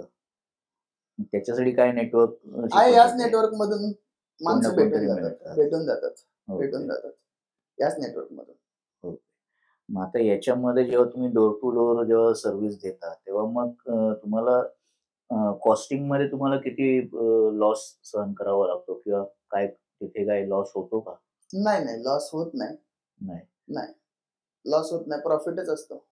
बरं, व्यवसाय आपण जेव्हा सुरू करतो तेव्हा आपली स्वप्न मोठी असतात की आपल्याला या लेवलपर्यंत एक दिवशी आपण पोहोचू आणि मेहनत करायला लागतो. पण ते सोन्याचे दिवस यायच्या अगोदर आधी बरंच काही खाणावं लागतं. त्याच्यामध्ये अपयश खूप येत असतं. त्याच्या बाबतीत तसं काही तुमच्या वाट्याला आलंय का, की अपयश खूप आलंय आणि मग कुठेतरी थांबावं असं वाटलं, पण नाही ती जिद्द आहे, पुन्हा उभं राहूया आणि तुम्ही प्रवास सुरू ठेवलाय? 4 वर्ष उत्तम बिझनेस चालवल्यानंतर मला एक अपयश आलं आणि मी अक्षरशः विचार केला की यार पुन्हा नोकरीकडे वळू आपण. हा माझ्या मनात विचार आलेला आहे की पुन्हा नोकरी करू, हे नको एक भानगड. म्हणजे हे काय डोक्याला त्रास आहे. कधी कधी असं वाटायचं ना की ना जॉब वाली बायको बघायची, गव्हर्नमेंट वाली, की भाई माझं इन्कम चालू राहील महिन्याला, घर चालेल. जॉब वाली बायको असेल तर टेन्शनच नाही, गव्हर्नमेंट जॉब असेल तर. म्हणजे इकडे मी सगळे प्रयोग करायला मोकळे, असा पण विचार माझ्या मनात आलेला. म्हणजे मी प्रामाणिक सांगतो, प्रामाणिकपणे सांगतोय. पण त्या काळामध्ये खूप त्रास झाला सर. मानसिक लेवललाच त्रास होतो खरा म्हणजे. सगळे त्रास हे मानसिकच आहेत. खूप त्रास झाला, खूप टेन्शन यायचं. रात्री कधी कधी झोप पण नाही लागायची, कारण बिझनेस मध्ये डाऊनफॉल माझा झाला होता. तर कधी कधी वाटायचं यार सोडून जाईल, नोकरीच गेली परवडली, असं पण वाटलेलं आहे एक काळ. असंही वाटलं आपल्याकडे काहीतरी फिक्स इन्कम हवं, आणि जे बिझनेस मध्ये शक्यच नाही असं सुद्धा वाटलेलं आहे. पण त्याच्यानंतर जशी वेळ निघून जाते, तुम्ही त्रास सहन करता, मानसिक असतो तो त्रास, तुमची झोप उडते, तुम्ही थोडा फार काळ तणावात घालवता, आणि कसे तरी हातपाय मारत तुम्ही बाहेर निघता. तुम्हाला बाहेर पडण्याचं ज्ञान नाहीये, तुम्ही हातपाय मारत बाहेर निघता. तुम्हाला मार्गदर्शक जरी कोणी असला ना, तरी तो मार्गदर्शक, मी माझ्या वैयक्तिक अनुभवावरून सांगतो की तो तुम्हाला मदत करू शकत नाही. कारण तो काय सांगतो ते तुमच्या लक्षातच येत नाही. कारण तुम्ही तुमच्या एका कोशात स्वतःला म्हणजे टाकून घालून टाकलेलं असतं, की तुम्हाला समोरचा मार्गदर्शक आहे, तो तुम्हाला हे सांगतं, काही लक्षात येत नाही. दुसरी गोष्ट ना, तुमचं कृतीवरून पूर्ण लक्ष उडून जातं, ऍक्टिव्हिटीवरून. तुम्ही काही करण्यापेक्षा तुम्ही असं ना थंड पडून जाता. मग तुमचा जो डिप्रेशनचा काळ असतो. बिझनेस मध्ये पण असे क्रायसिस येतात आणि तुम्हाला अंतर्बाह्य हलवून टाकतात. आणि त्याच्यातून बाहेर कोण निघतं सर? जर हातपाय मारते उलटे सुलटे, आता त्याला ज्ञान काहीच नाहीये. त्याला दिली मोटरसायकल, आता त्याला मौत के कुवेमध्ये मोटरसायकल चालवायची. त्याला मोटरसायकल चालवायचं ज्ञान आहे, पण जो मौत का कुवा असतो आपला जत्रेतला, त्याच्यात त्याला काय चालवायचं ज्ञान नाही. पण तो काय करतो, त्याच्या ज्या काही मर्यादित ज्ञानानुसार ती सायकल चालवतो, एकदा दोनदा पडतो, डोकं फुटतं, गुडघे फुटतात, कसे तरी चालवतो आणि सक्सेसफुली त्या मौत के कुवेमधले 10 चक्रा मारतो. नुकसान झालेलं असतं, पण त्याने थोडस यश मिळालेलं असतं, की बाबा मी 10 चक्रा मारल्या, मी कुठेतरी या तणावातून बाहेर आलो. पण प्रत्येक जण नाहीच सर बाहेर, एवढं सोपं नाहीये. आणि तुम्ही येऊ शकत नाही, इतकी परिस्थिती तुमच्या अगेन्स्ट असते जेव्हा तुमचा बिझनेस कमी होतो. कारण तुमचे खर्च वाढलेले असतात, घरातले खर्च, EMI, तुमचा स्टाफचा पगार, दुनियादारी, तुम्ही तुमची लाईफस्टाईल ग्रो केलेली असते. तुम्ही काय आता लो प्रोफाईल नाही राहत ना, तुम्हाला इन्कम सुरू झाल्यावर. बरोबर. मग ते तुम्हाला कोप अप करायला पण अवघड जातं. तर त्यावेळेस असे जे काही डाऊनफॉल्स असतात ना, त्याची तयारी आपण ठेवली पाहिजे असं मला वाटतं. हे तुम्ही दुसऱ्याचं हे मार्गदर्शन ऐकून दुसरा त्या इम्प्लिमेंट करेल, अंमलबजावणी करेल असं होणार नाही. कारण अनुभव हे उधार घेता येत नाहीत. बरोबर. ते स्वतःचे स्वतःच जगावे लागतात. बरोबर. स्वतः सगळं तुम्ही जे जीवन जगता, जो तुम्ही त्रास सहन करताय, जे तुम्ही डिप्रेशन सहन करताय, त्याच्याबद्दल हजारो पानं लिहिलेले आहेत, लाखो पानं लिहिलेले आहेत. ते वाचून का तुम्ही त्याच्यातून बाहेर थोडीच पडणार आहात, शक्यच नाही. तुम्हाला अनुभवच शिकवेल, अनुभवातून तुम्ही बाहेर पडाल. काही जास्त डॅमेज होतील, काही थोडे डॅमेज होतील, बस एवढंच आहे. पण बिझनेस मध्ये असे क्रायसिस येणार. आज तुम्ही मला विचाराल सर, 12 वर्ष झाले माझ्या बिझनेसला, एक तप पूर्ण झालेलं आहे. आता मला जरा एक तप पूर्ण झाल्यावर जे ज्ञान येतं ना, ते ज्ञान मला बिझनेस संदर्भात आलेलं आहे. असं नाही म्हणत की माझा काय करोडो रुपयाचा बिझनेस आहे वगैरे, पण मला एक माहिती आहे की मी माझं उदरनिर्वाहाचं साधन आयुष्यभर बिझनेस हे ठेवू शकतो. बिझनेस शिवाय मला इतर उदरनिर्वाहाच्या साधनाची गरज नाही, हे तरी मी आज छाती टोकपणे सांगू शकतो. बरोबर. त्याच्या मागे तेच आहे ना, पुन्हा माझा 12 वर्षाचा अनुभव आहे. मी त्याच्यासाठी काय खस्ता खाल्ल्यात, मी काय टेन्शन घेतलंय, किंवा मी त्याच्यासाठी काय फेस केलंय, काय नाही करायचं होतं पण केलंय, ते आज मला कळतंय ना, तेव्हा नव्हतं कळत. बरोबर. तर हे अनुभवच तुमचा गुरु आहे सर. मार्गदर्शक असणं चांगलं आहे, पण तेवढं तुम्ही सजगपणे मार्गदर्शकाकडे पाहता पण आलं पाहिजे तुम्हाला. म्हणजे मला किंवा कोणत्याही व्यावसायिकाला एक सजगपणे, तो जेव्हा म्हणतो की अरे तू हे कर, तेव्हा तुम्हाला तो काय सांगतो त्याच्या मागची भावना आणि ती तुम्हाला ती कृतीत उतरवता आली पाहिजे. हम्म. तर ती दृष्टी प्रत्येकाला नसते सर. आणि बरोबर. तसा गुरु प्रत्येकाला भेटेल असंही शक्य नाही. बरोबर. आता तुम्ही जसं म्हणालात की ह्याच्यातनं बाहेर पडायला सगळेच जण हे होतात, पण तुमच्या आयुष्यात तुम्ही बाहेर पडताना काय काय केलंय? तर मला त्यासाठी छोट्या छोट्या कृती केल्या पाहिजेत, की मला अं, आता बिझनेसमध्ये काय आहे, की हे करायचं ना ते केलं पाहिजे. पॉझिटिव्हिटी, सकारात्मकता जी आहे ती तुम्हाला म्हणजे कृतीतून दाखवावीच लागते. हम्म. आणि तुम्ही जर रडत राहिलात तर तुम्ही काही करू शकत नाही. हम्म. कारण रडणारी लोक कुणालाच आवडत नाहीत. बरोबर. त्यामुळे ती ग्राहकांना पण आवडत नाहीत. ग्राहक तुम्हाला दूर करतात, तुमचे मार्गदर्शक तुमच्यापासून दूर जातात, जे तुमचे सल्लागार मित्रमंडळी असतात ते पण दूर जातात. अरे हा सतत रडतच असतो. रडणारी माणसं कुणाला आवडत नाहीत. कोमेजलेलं फुल कुणालाच आवडत नाही सर. फुल आवडतं कोणतं? उमललेलं, ओरिजिनल, तेच फुल आवडतं लोकांना. मग आता आपण आनंदात राहायचं, पॉझिटिव्हली जगायचं आणि स्वीकारायचं. ठीक आहे, आता माझं डिक्लाइन झालंय, माझा ऱ्हास झालेला आहे. हे स्वीकारलं का तिथून पुढे जाता येतं ना. अजून बरोबर. स्वीकारतच नाहीत म्हटल्यावर तुम्ही तिथेच अडकलेले आहात, पुढे जाता येत नाही. तर मी स्वीकारतो आणि पुढे जातो. आता मला अपयशाचं भीती नाही वाटत, काहीच नाही, अच्छा. काहीच वाटत नाही. म्हणजे ही माझी मोठी अचिव्हमेंट आहे. तुम्ही म्हणाल निलेश तू पैसे किती कमावले बिझनेस मधून, तू काय कमवलं, ते किती ग्राहक कमवले, 1000 लाख किती कमवले, ती माझी एक अचिव्हमेंट आहे. पण मला ते अचिव्हमेंट अति महत्वाची वाटत नाही. मला हीच अचिव्हमेंट महत्वाची वाटते, की मी बिझनेस मध्ये उद्या मला अपयश आलं तर मी ते सहज पचवू शकतो. असं पचवू शकतो ना की मला माझ्याकडे पाहून तुम्ही म्हणणार पण नाही की हा याला बिझनेस मध्ये अपयश आलं. ही मला माझी मोठी अचिव्हमेंट आहे. भीतीवर ओव्हरटेक केलंय पूर्ण विषयच नाही तो. कारण आता आपल्याला कळायला पाहिजे ना सर. 12 वर्ष काम करून जर तुम्हाला एक बेसिक गोष्ट कळत नसेल तर काय उपयोग आहे तुमचा. आणि मी तयार राहतो. आपलं आहे ना की बिझनेस म्हणजे कसं आहे, सापशिडीचा खेळ आहे. आता तुम्हाला कधी शिडी लागणार, तुम्ही वर जाणार, मध्येच तुम्ही थोडे पुढे जाता जाता जाता लगेच सापाचं तोंड येतं, लगेच खाली येत आहे. हे चालूच राहणार. आपल्याला फक्त फासे टाकत राहायचे सापशिडीचे. आपल्या हातात फक्त कृती करणे सर. मला माहिती नाही की माझं उद्याचं आयुष्य कसं असणार आहे. मला हे माहिती की मला आता काय कृती केली पाहिजे आणि तेवढंच माझ्या हातात आहे.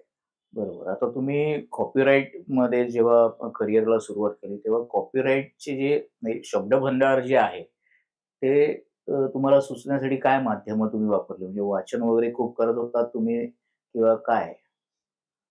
सर मी लहानपणापासून पुस्तकं वाचतो. लहानपणापासून म्हणजे 8वी पासून. कारण मी ज्या शाळेत मी पहिली ते 7वी आमच्या कल्याणच्या महानगरपालिकेच्या शाळेत होतो.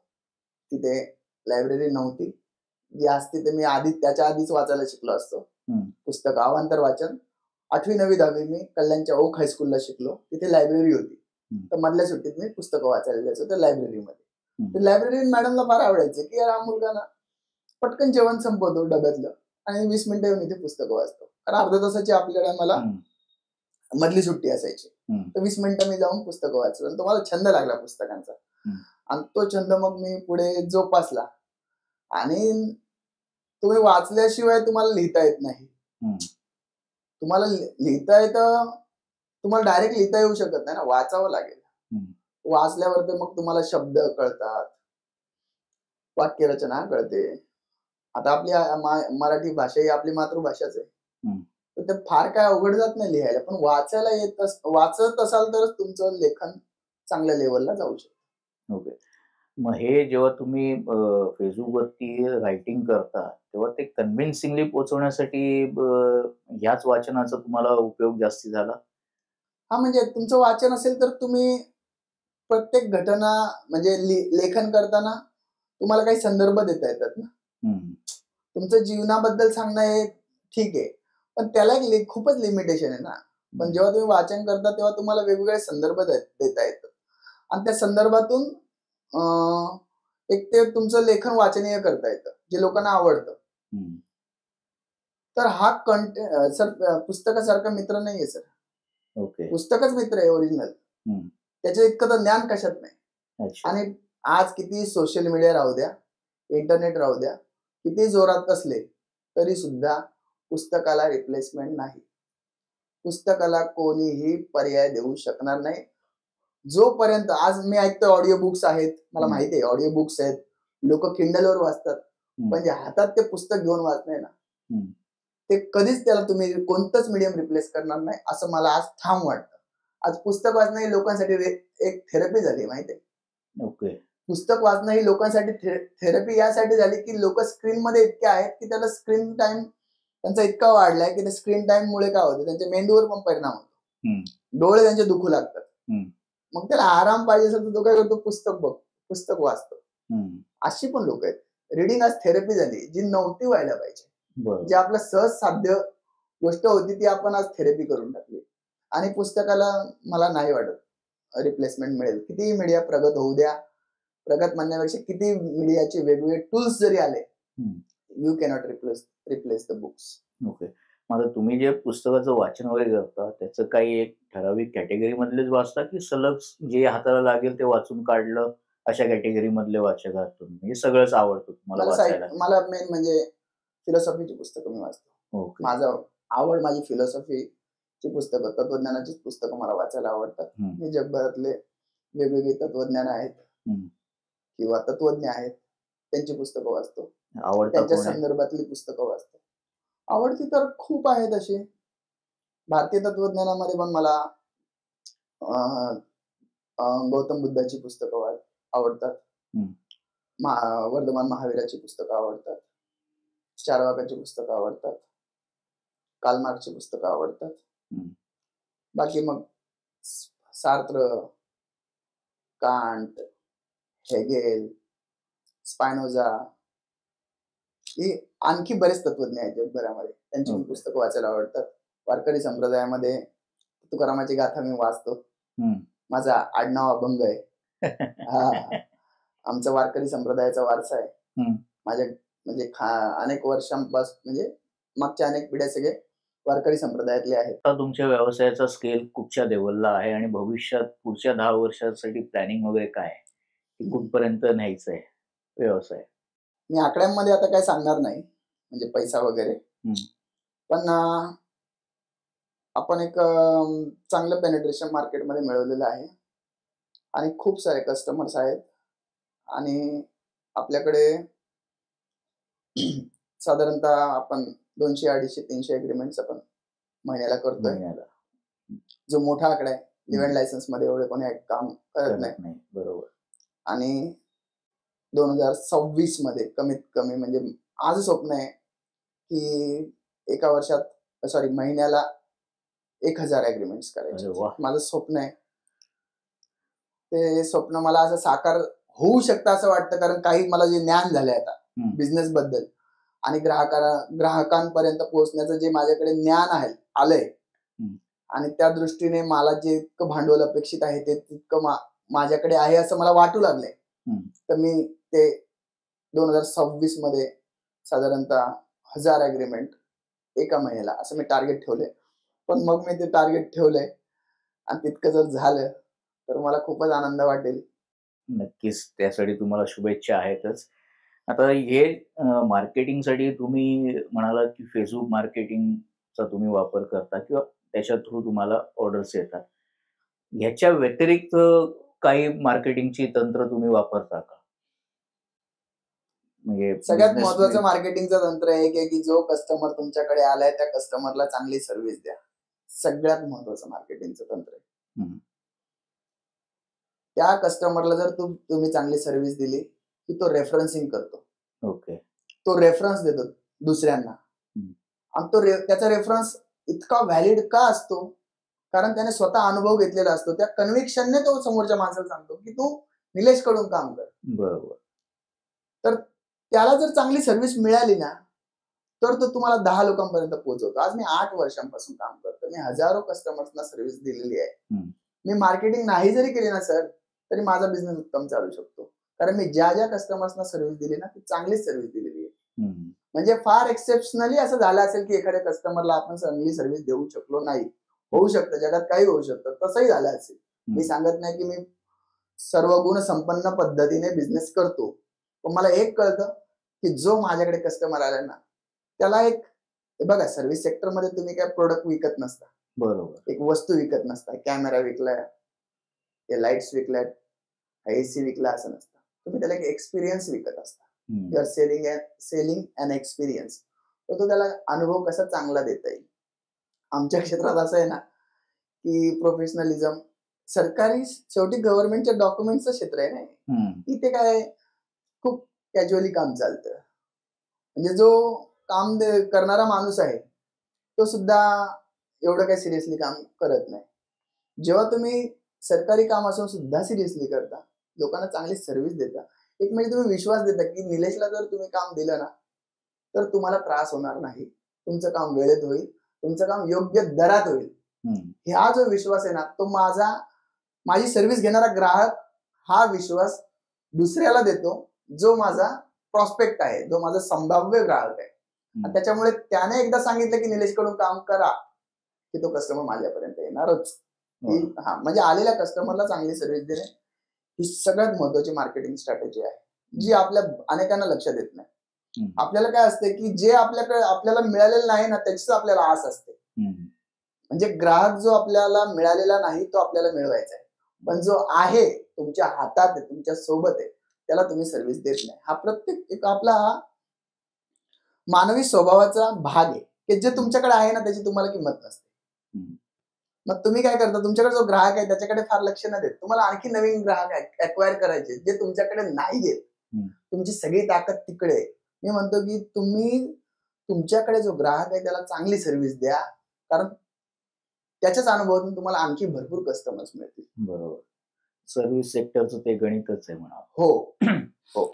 मग आता जेव्हा तुम्ही पॅन इंडिया लेवलला किंवा ग्लोबल लेवलला जेव्हा काम करता तेव्हा असा कुठला विचित्र कस्टमर किंवा अशी कुठली विचित्र केस अशी आहे का अनुभवामध्ये की जी दुसऱ्याकडे होती त्याला सोडवायला जमली नाही पण तुमच्याकडे आल्यावरती सहज झाली? असे बरेच अनुभव आहेत की बऱ्याचदा काय होतं की कस्टमर्स अशा लोकांकडे पोहोचतात जे त्या क्षेत्रातले प्रोफेशनल नाहीयेत आणि मग त्यांना मानसिक त्रास होतो. आणि आमचं काम असं आहे की लोकांची कामं अडलेली असतात. बऱ्याच वेळा फक्त तुमच्याकडे रेंटल अग्रीमेंट नसेल तर तुम्हाला गॅस कनेक्शन दिलं जात नाही. गॅस कनेक्शन नाही मिळालं तुमचे जेवणाचे वांदे होऊ शकतात. बरोबर. किंवा एखाद्याने पासपोर्ट काढलेला असतो, काढायचा असतो, त्याला कुठेतरी अर्जंट काम असतं आणि तो ऍड्रेस प्रूफ म्हणून रेंटल अग्रीमेंट काढलेलं असतं. म्हणजे रेंटल अग्रीमेंट ची गरज असते. काही ठिकाणी, महत्वाच्या ठिकाणी मला रेंटल अग्रीमेंटची गरज आहे, समोरच्या माणसाला दिले, तो तुमचं काम करत नाहीये किंवा त्याला जमत नाहीये, काहीतरी प्रॉब्लेम आलाय. तर असे मध्येच आम्हाला एक कस्टमर सर मिळाला होता नगरचा, त्या कस्टमरने ज्याला काम दिलं होतं त्याला ते काम जमत नव्हतं, तो काय जाणीवपूर्वक करत नव्हता, घेऊन बसलाय. पण ते काय त्याला न जमल्यामुळे काय झालं की तो ते कस्टमरला काम डिलिव्हर करू शकला नाही. त्या व्यक्तीला माझा नंबर कुठून तरी मिळाला. त्याने निलेशला कॉन्टॅक्ट करा, काहीतरी मार्ग निघेल.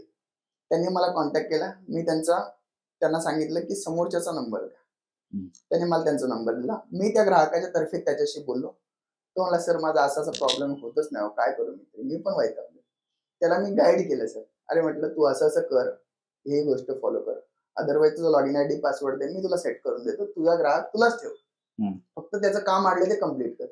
मी त्याला व्यवस्थित सर गायडन्स केलं आणि त्याचं ते काम झालं. त्यानेच पुढे सबमिशन केलं. ते डॉक्युमेंट साधारणतः 3-4 दिवसात त्या कस्टमरला मिळालं सुद्धा. मी काही रुपया घेतला नाही, पण त्याला आनंद झाला की याला काहीच मिळालं नाही तरी पण त्याने मला सहकार्य केलं आणि त्याचा कस्टमर अबाधित राहिला त्याच्याकडे. मी काय तो मला देईन, मी पैसे घे असं काय केलं नाही. तर हा तर उद्या कस्टमर आहे ना, हा मला काम देणारच ना. त्याने मी त्याचा विश्वासच जिंकला. बरोबर. तर माझी इच्छा नाही की त्याने मला काम द्यावं, माझी इच्छा आहे तू त्यालाच दे. त्याला आणलं तर मला फोन करायला सांग, मी त्याला सांगतो, पण आघाडी माझ्यावरच विश्वास ठेवणार. म्हणजे तुम्ही कम्पिटिटर समजत नाही असा याचा अर्थ घ्यायचा? नाही समजत सर. आपली रेषा वाढवायची. त्रास द्यायला लागला तर आपण त्याला तोंड द्यायचं, त्याला फेस करायचं किंवा त्याचा पण मग आपण म्हणजे त्याची पण व्यवस्था लावायची. पण अदरवाईज माझं ना सर माहिती नाही, ऍक्च्युली कॉम्पिटिटरला खूप सिरियसली घेतलं पाहिजे. You should not entertain competitor. आणि त्याचा पण काटा काढला पाहिजे असा एक विचार आहे मार्केटमध्ये. मोठ्या कॉर्पोरेट कंपन्या सुद्धा ना, छोट्या छोट्या कंपन्या ज्यांच्याकडे एक कॉर्पोरेट कंपनी ज्यांच्याकडे 10,000 एम्प्लॉई आहेत आणि एक छोटीशी कंपनी ज्यांच्याकडे 10 एम्प्लॉई आहेत, पण ती कॉर्पोरेट कंपनी सुद्धा ना सर 10 एम्प्लॉई वाल्याला कॉम्पिटिटर मानते आणि त्याचा तिचा काटा काढते, तिला त्रास देते.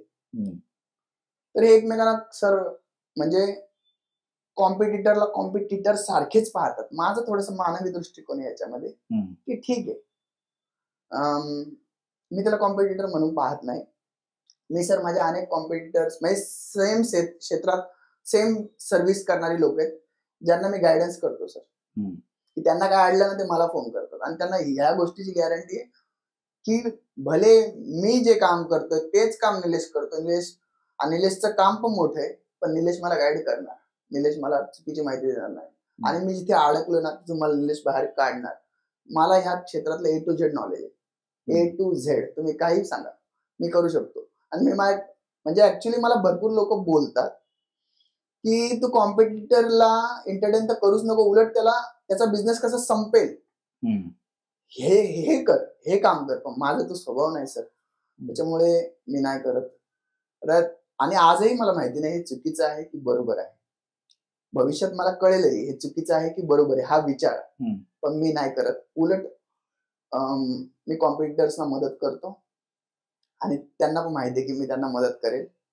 तो माझा आणखी एक स्वभाव आहे की माझ्या दारात कोणी आला तर मी त्याला मदत केली नाही असं होत नाही, मी त्याला मदत करणार. माझ्या दारात दुश्मन जरी आला ना सर, मी फार लहान माणूस आहे, मी काही सांगत नाही, पण माझी युटिलिटी आहे, माझी उपयोगिता आहे. माझ्या दारात माझा दुश्मन जरी आला ना आणि त्याचं काही काम असेल ना, मी त्याला नाही बोलू शकत, नाही बोलूच शकत नाही. त्याचं काम करणार, त्याचं मत बदलो न बदलो माझ्याबद्दलचं, तो माझ्या दारात आला ना मी त्याला मदत करणार, हा माझा स्वभाव आहे. आणि मला महाराष्ट्रभरातून ह्या क्षेत्रातले अनेक लोक फोन करत असतात, हे झाले ते झाले, हे अडले ते अडले, अरे या साईट मध्ये असा प्रॉब्लेम झाला, जरा मला काहीतरी गाईड कर. मी करतो निशुल्क. हा निशुल्क काय निशुल्क गाईड सहकार्य करता फक्त. हा सर, मला वाटतं मी थोडासा अशा टाईपचा व्यक्ती आहे की मी सहकार्यातून माणसं जोडू शकतो, दहशतीतून माणसं जोडू शकत नाही. माझं नेचर मला ओळखता आलं पाहिजे ना. मी कोऑपरेशन मधून मी माणसं जोडू शकतो. मी कोणाला घाबरवून धाक दाखवून थांब तुझा बिझनेस संपवतो असं करून माणसं नाही जोडू शकत. बरोबर, ती निगेटिव्ह एनर्जी असं मला वाटतं. मी मगाशीच म्हटलं की हे योग्य की अयोग्य हे मला माहिती नाही, पण माझं सध्या जो लहानपणापासून जो माझा स्वभाव आहे, जो आता मला ओळखता येऊ लागलाय की मी सहकार्यातून पुढे जाणारा माणूस आहे, कोणाला त्रास देऊन मी नाही करू शकत. काय आत्ताच्या घडीला जेव्हा तुमचा व्यवसाय ह्या लेवलला पोहोचलेला आहे, टीम बिल्डिंग वरती तुम्ही कशा पद्धतीने काम केलंय? टीम बिल्डिंग म्हणजे आपली टीम आपण आता डेव्हलप केलेली आहे सर, आणि त्याच्यामध्ये आपण ऑपरेशन मध्ये काही लोक माझ्यासोबत काम करतात. सेल्स मी एकटाच पाहतोय, अजूनही एकटाच पाहतोय. सेल्सला माणसं एवढे सहज मिळत नाहीत सर, कारण प्रत्येकाला वाटतं सेल्स हे खूप अवघड काम आहे आणि मार्केटमधून बिझनेस आणणं, त्यामुळे तो एकटाच पाहतोय. पण मी पण त्या ऑक्टोपस सारखे मी पण आता माझं हे वापरलेत, हात जास्त झालेत माझे ऑक्टोपस सारखे, विविध मीडियम्स मी वापरतोय आणि त्या पद्धतीने काम मार्केटमधून आणतोय. एक मी बायफर्केशन असं करतो की सेल्स हा पूर्ण वेगळा पार्ट असेल आणि ऑपरेशन हा पूर्ण वेगळा पार्ट असेल. मी ऑपरेशन मध्ये पाहत नाही काय, ऑपरेशन मध्ये माझी बहीण आणि काही लोक आहेत ते पाहतात. ऑपरेशन मध्ये मी काय करतो तर मी फक्त त्यांना गाईड करतो. मी कम्प्युटर लॅपटॉप समोर बसून काम नाही करत. अच्छा, फील्डवर गेलो तरच, अदरवाईज नाही करत. आणि मी फक्त कस्टमर्स कसा मिळवता येईल ते करण्यासाठी काय काय ज्ञान अक्वायर करावं लागेल, कसं जास्तीत जास्त लोकांपर्यंत आपल्याला पोहोचता येईल, याच्यासाठी काय काय करायचं ते सगळं नॉलेज मी अक्वायर करून ते इम्प्लिमेंटेशन करतो छोट्या छोट्या लेवलला. आणि एक छोटी छोटी कृतीची एक पावलं मी टाकत राहतो आणि या पद्धतीने माझं काम चालतं सर. अच्छा, मग तुम्हाला स्ट्रेस वगैरे कधी येत नाही? एवढा आता व्यवसाय वाढत चाललाय आणि एकटेच मार्केटिंग करता येतं का? मार्केटिंगची टीम एक्सपॅन्ड करायचा विचार करताय तुम्ही? नाही, माझ्या या बिझनेस मध्ये मार्केटिंगची टीम वगैरे एक्सपांड वगैरे काही करता येत नाही. हा बिझनेस याचे वेगळे कारण आहेत, ते मी आता डिस्क्लोज नाही करू शकत. पण याच्यामध्ये स्कोप नाहीये. म्हणजे मी डिस्क्लोज नाही करू शकत. ओके. तर त्याच्यामध्ये काही आणि स्ट्रेस वगैरे मला म्हणाल तर नाही येत. टाइम मॅनेजमेंट वगैरे मग कसं सगळं करायचं, आपली जेवढी क्षमता आहे तेवढीच वापरायची, त्याच्यावर आपण स्ट्रेच करायचंच नाही. बरोबर. आपल्याला आपलं जीवन तर ओळखता आलं पाहिजे ना. आपण तेवढंच करतो, आपली जेवढी ताकद आहे तेवढंच चालायचं. पण नॉलेजमुळे काय होतं की तुम्ही मल्टिप्लिकेशन मध्ये जाता. अच्छा. ज्ञानामुळे. तर ज्ञानासाठी वेळ द्यायचा आणि ते मिळवायचं आणि तेच आपल्या पुढे त्याची अंमलबजावणी करायची. मग मार्केटिंग आणि नॉलेज गेनिंग या दोन गोष्टींचा ताळमेळ कसा तुम्ही बसवता? नॉलेज गेन म्हणजे आता मी नॉलेज तिथून वाचन करतो ऍक्च्युली. वाचनातून नॉलेज मिळतं बिझनेसचं. मेजर सोर्स वाचन आहे. मुख्य म्हणजे जे MBA ला जी पुस्तकं आहेत, इव्हन मास मीडियाचं जे मुंबई विद्यापीठाचा कोर्स आहे, तिथे ऍडव्हर्टायझिंग ग्रॅज्युएशन करणाऱ्या मुलांसाठी जी पुस्तकं आहेत, first year, second year, third year, ही जर पुस्तकं तुम्ही वाचले ना सर, तुम्ही बिझनेस मध्ये सहज नाही फेल होऊ शकत नाही. इतकं त्याच्यामध्ये नॉलेज आहे. MBA ची पुस्तकं वाचली ना तुम्ही फेल नाही होऊ शकत. भले MBA वाले नंतर जॉबच करतात. MBA हा जॉब वाल्यांचंच गोष्ट आहे, ती जॉबच करतात ती लोक. पण MBA ची जर तुम्ही पुस्तकं वाचली, मास मीडिया ची जर 3 वर्ष जे शिक्षण चालतं, डिग्री कोर्स आहे, त्याची जर पुस्तकं वाचली ना, तर तुम्ही बिझनेस मध्ये फेल नाही होऊ शकत. इतकं त्याच्यामध्ये नॉलेज आहे. मग ते तर वाचायचंच आहे आपल्याला. शिवाय मार्केटमध्ये आणखी काही पुस्तकं येत असतात बिझनेसशी रिलेटेड, त्याचं वाचन करायचं. काही बिझनेसमन आहेत ज्यांच्या स्टोरीज आपल्याला खरंच खूप काही शिकायला मिळू शकतं, ते वाचायच्या. आणि marketing, sales, public relation, organization of commerce किंवा ऑर्गनायझेशन बिहेवियर, याच्या संदर्भात तुम्हाला जितकं काही नॉलेज मिळवता येईल तेवढं मिळवायचं. आता तर ChatGPT आलेलं आहे, एक शब्द टाकला की आपल्याला अख्खी डिटेल येते. पण शेवटी तुमच्याकडे आज साधनं सगळी आहेत, तुम्ही ती वापरताय की नाही ते महत्वाचं आहे. आणि वाचनातून तुम्ही आता सेल्स हा विषय, तुम्ही मला म्हणालात की सेल्स बद्दल तू जरा बोल, मी 5 मिनिटाच्यावर 10 मिनिटाच्यावर बोलू शकणार नाही. पण पुस्तक 400 पानाचं पुस्तक फक्त सेल्सवर असतं, म्हणजे किती डिटेलिंग मध्ये असेल विचार करा. बरोबर. खूप डिटेलिंग मध्ये असणार ना. तर ते वाचन खूप गरजेचं आहे. मी आता मध्ये अच्युत गोडबोले जे लेखक आहेत मराठीतले, तर त्यांचं पुस्तक वाचलं, ते बोर्ड रूम नावाचं एक पुस्तक आहे. त्याच्यामध्ये त्यांनी मोठे बिझनेस मोठे का होतात किंवा कसे होतात हे सांगितले. त्यांनी असं सांगितलं नाही की मोठे बिझनेस मोठे कसे होतात, त्यांनी मोठ्या बिझनेसेसची सुरुवातीपासूनच्या स्टोरीज त्या पुस्तकामध्ये लिहिलेल्या आहेत. अच्छा. तर ते कसे मोठे झाले आणि का ते मोठे झाले, ते मी वाचक म्हणून ते मी सगळं मिळवलं. तर मला जे कळलं त्याच्यामध्ये ते पुस्तक वाचताना की मोठे बिझनेस मोठे यामुळे झाले कारण 80% बिझनेसेसकडे फंड्स भरपूर होते. त्याच्यानंतर त्यांना ऍडव्हर्टायझिंगचं महत्व कळालं होतं आणि त्यांनी फटाफट ब्रँड अँबॅसेडर नेमले आणि पॅन इंडिया, पॅन वर्ल्ड लेवलला त्यांनी बिझनेसेस घेऊन गेले. छोट्या बिझनेसेसचं काय होतं की आपल्याकडे फंड्स नसतात, आपल्याला ऍडव्हर्टायझिंग मार्केटिंगचं महत्व फार उशिरा कळतं. आपण लिमिटेड नॉलेजनुसार आपला फक्त बिझनेस करत राहतो. ऍडव्हर्टायझिंग, मार्केटिंग, सेल्स वर खर्च करणं म्हणजे आपल्याला अनावश्यक खर्च वाटतात. तर त्या लोकांच्या केसमध्ये ते पूर्ण उलट आहे. ते प्रचंड पैसा त्यांनी ओतलाय, त्यामुळे ते लोक खूप मोठ्या लेवलला बिझनेस करू शकले. पण ते सगळे बिझनेस लहानच असतात सुरुवातीला, ते मोठे झाले. तर त्या पुस्तकातून मी एक शिकलो की मी ऍडव्हर्टायझिंगवर मग आणखी खर्च वाढवला, की माझे धाडस होत नव्हतं ना, मी धाडस वाढवलं की पैसे टाकत राहा. आपल्याला आणखी जर आपल्याला बिझनेस कमवायचा तर आणखी आपल्याला पैसा टाकला पाहिजे. बघा सर, सगळ्या भांडवलाच्या गोष्टी आहेत.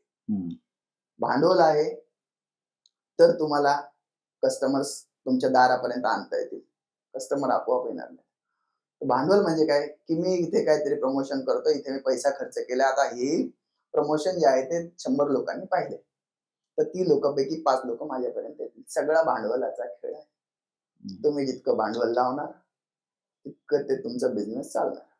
चावी जेवढी फिरवणार तितकं खेळणं नाचणार.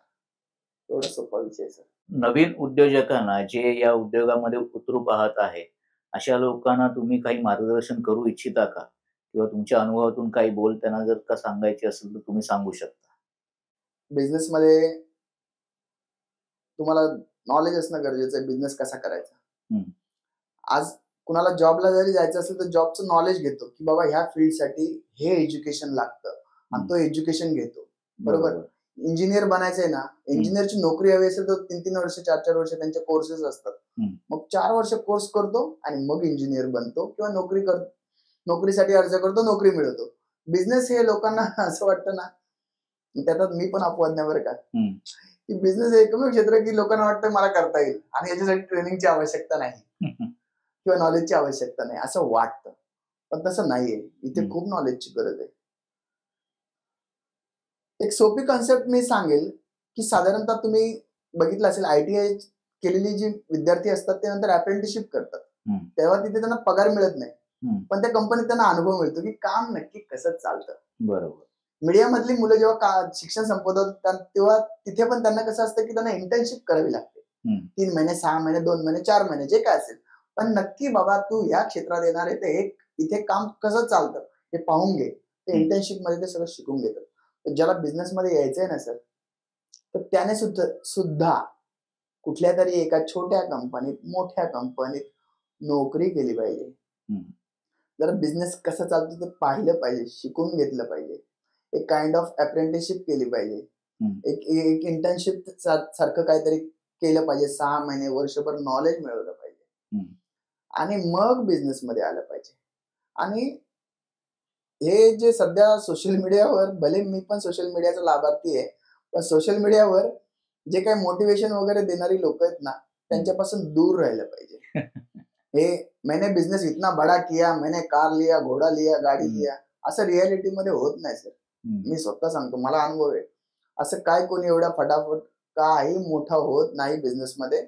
इथे कष्ट लागतात, मेहनत लागते, वेळ लागतो आणि शांतपणे संयतपणे कृतिशील व्हावं तरुण मुलांनी.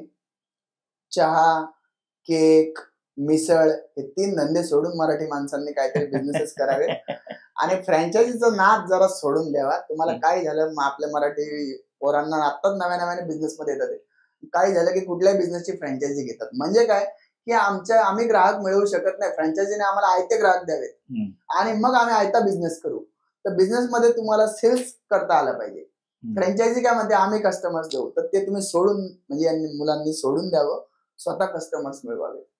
फ्रँचायझी वगैरेच्या भानगडीत पडू नका जरा. आणि कोणताही बिझनेस जर तुम्ही सुरुवात पहिल्यांदा करताय, तुमच्या खानदानात कोणी बिझनेस केला नसेल, तर कमीत कमी इन्व्हेस्टमेंट मध्ये जो बिझनेस असेल तो करावा, तिथून अनुभव मिळवावा आणि मग आणखी मोठी पावलं टाकावीत. पण बऱ्याच वेळा असं होतं की मुलं आई वडिलांचे प्रॉव्हिडंट फंडाचे पैसे संपवून टाकतात, 10-10, 15-15 लाख रुपये.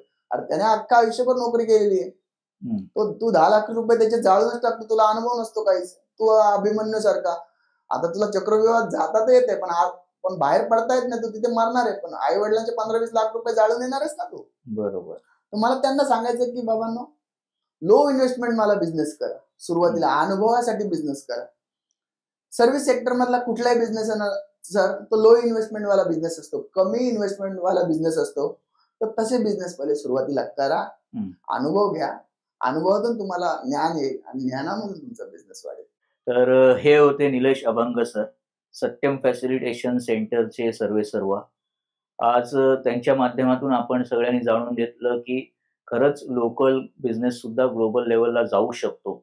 तुम्हाला सुद्धा जर का कोणत्याही प्रकारचं लिव्ह अँड लायसन अग्रीमेंट, मग ते महाराष्ट्रामध्ये असू दे किंवा जगात कुठेही असू दे, जर त्यांच्याकडनं करून घ्यायचं असेल इकडे, तर त्यांना तुम्ही संपर्क साधू शकता. आम्ही त्यांचा नंबर किंवा कॉन्टॅक्ट डिटेल्स आम्ही डिस्क्रिप्शनमध्ये टाकू. तिथून तुम्ही त्यांना संपर्क करू शकता. आणि मला वाटतं उद्योजकांसाठी हा खरंच महत्त्वाचा पॉडकास्ट ठरणार आहे. कारण कुठलाही लोकल बिझनेस हा ग्लोबल होऊ शकतो हे या पॉडकास्टमधनं आपल्याला पाहायला मिळतंय किंवा अनुभवायला मिळतंय. तेव्हा जर तुम्ही लोकल बिझनेसमध्ये असाल तर तुम्ही हा अनुभव घेऊन पुढे जाऊ शकता. तर ज्यांना कोणाला त्यांच्याकडनं कोणत्याही प्रकारची सर्व्हिस घ्यायची असेल, इव्हन लायसनबद्दल माहिती करून घ्यायची असेल, त्यांचा डिस्क्रिप्शनमध्ये आम्ही नंबर टाकू किंवा त्यांचे सोशल मीडिया आयडीज हँडल्स आम्ही लिंकमध्ये देऊ. तर ते त्यांना संपर्क करू शकतात. मीनवाईल जर निलेश सर तुम्हाला आपल्या प्रेक्षकांना काही सांगायचं असेल तर तुम्ही सांगू शकता. नाही, मला सर्वात प्रथम तर मला रोहित सर तुमचे धन्यवाद द्यायचे की तुम्ही तुमच्या माध्यमातून, तुमच्या कंपनीच्या माध्यमातून आमच्यासारख्या उद्योजकांचे अनुभव जनतेसमोर किंवा लोकांपर्यंत पोहोचवत आहात. आणि आम्ही जे काय अनुभव खस्ता खाऊन, कष्ट करून, मेहनत करून, त्रास सहन करून, मानसिक त्रास सहन करून जे काही अनुभव मिळवलेत, तर त्याचा माझ्या मराठी बांधवांना उपयोग होईल आणि त्यांनी तो उपयोग खरंच करून घ्यावा. तर एवढीच माझी इच्छा आहे सर, आणि त्यासाठी मी तुमचे आभार मानतो. धन्यवाद.